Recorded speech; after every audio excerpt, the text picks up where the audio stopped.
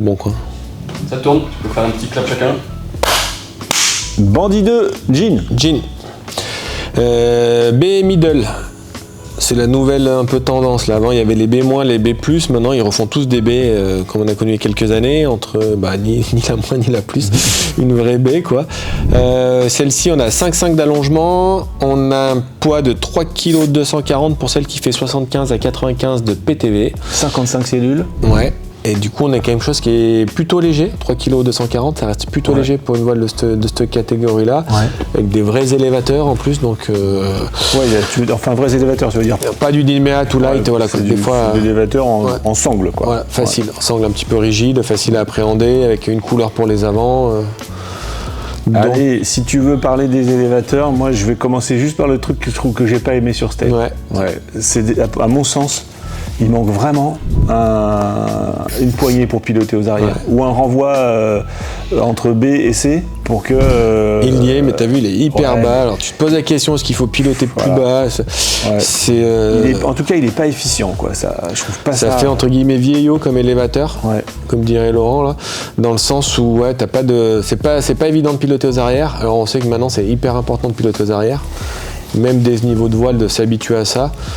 Et si on prend par exemple la Vibe GT qu'on a bien volé à la même taille, là c'est prévu. Ça se prévote aux arrières et puis c'est efficace quoi.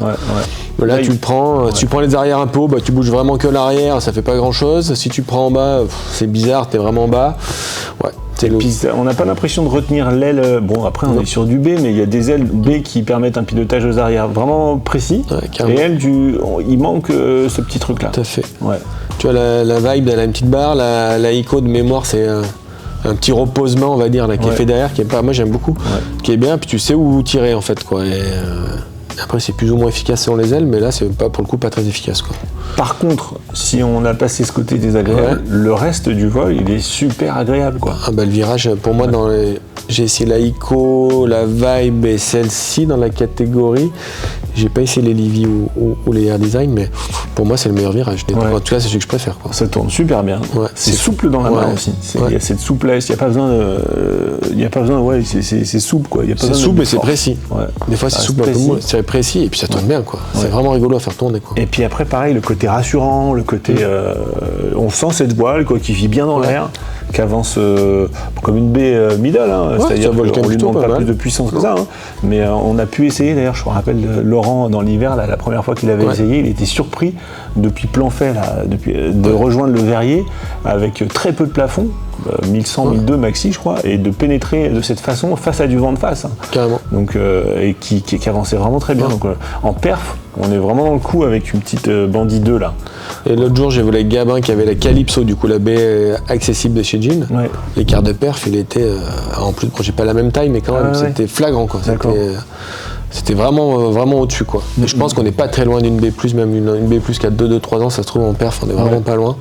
Par contre, c'est vrai que c'est quand même plus posé, c'est plus cool, t'as un petit peu moins d'allongement, tu sens que ça a moins d'énergie. Mais puis elle absorbe bien l'air, moi je trouve. C'est-à-dire que sans se déformer trop, elle a cette capacité à aller s'installer, à se ralentir toute seule quand ça te pousse un petit peu trop fort vers l'avant.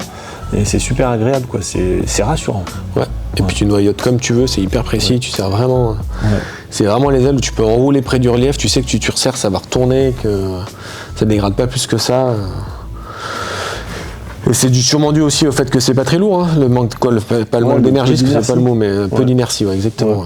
Donc qui fait que ça shoote pas tant que ça et que c'est rassurant. Avant de voler, le gonflage, pareil, moi les quelques fois où j'ai volé avec, je trouvais ça super simple. Il y a très peu d'allongement, c'est quoi, 5, c'est ça 5, Et du coup cet allongement est vraiment facile à contrôler. On sent une voile qui s'élève de façon régulière, on peut la ramener de côté un peu pourri, là elle a bien envie de revenir au-dessus de la tête du pilote. Donc gonflage super facile, prise en charge efficace. Franchement, super jouet à ce niveau-là. Rassurant pour le pilote qui ira en montagne marcher avec et puis qui se dira je suis fatigué, l'aile elle l'aidera pour s'envoler, quoi. Et puis le taux de chute ou le taux de montée, je sais pas comment il faut le dire, il est plutôt bon parce que moi l'autre jour j'avais pas ma taille, j'ai volé, j'étais 4 kg au-dessus du PTV. Et franchement, ça montait bien. Dans le tout petit, je sentais que j'étais un poil moins efficace. Ah, mais c'est parce que t'es fort. Non, c'est pas ça.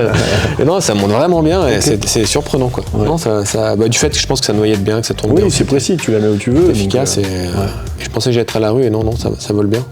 Est-ce qu'on a fait des oreilles avec Hyper facile. Ouais. Bon, il y a facile à identifier. Déjà, t'as ton élévateur oreille qui est détaché. Voilà. Le pilote saura choisir la bonne suspense pour les enlever. Comme les commandes, t'as pas besoin de trop forcer, ça se cale bien, ça bouge pas et tu relâches, ça ouvre. C'est plutôt bien sur ces ailes-là parce que des fois les gens ils utilisent les oreilles quand ils sont un peu hauts près du nuage ou pour certaines phases. Ce que j'ai pas mesuré par contre c'est l'amplitude à l'accélérateur. Il est pas grand visuellement. Ouais, mais je me rappelle pas l'avoir mesuré parce que souvent je m'amuse à faire ça avec les ailes qu'on essaie. Non, moi j'ai jamais fait, j'ai accéléré, ça marche, ça prend un peu de vitesse mais c'est vrai que le débattement il est pas grand. Donc je sais plus, de tête, je crois que il y a une dizaine de kilomètres/heure. Ouais, il y a à peu près ça je pense. Ouais. Mais t'es à fond quoi. T'es vite à fond parce que tu vois, le débattement il est vraiment pas grand. Moi je me rappelle peut-être sur la Alpe là où j'ai 3 barreaux, j'étais même au deuxième, j'étais déjà à fond alors c'était réglé pour une autre voile, mais en tout cas il n'y a pas un énorme débattement, mais en tout cas ça vole bien et ça s'utilise bien du coup. Quoi. On a parlé des matériaux. Les matériaux, j'ai pas regardé ce que c'était comme c'est du Dogdo, hein, c'est ça. Ouais, et puis suspenté d'Elride, pareil, Ouais. Bon, les suspentes, c'est un peu tout la même couleur. Des fois, c'est un peu plus difficile à trier. Peut-être pour les débutants, t'as juste le frein qui est identifié.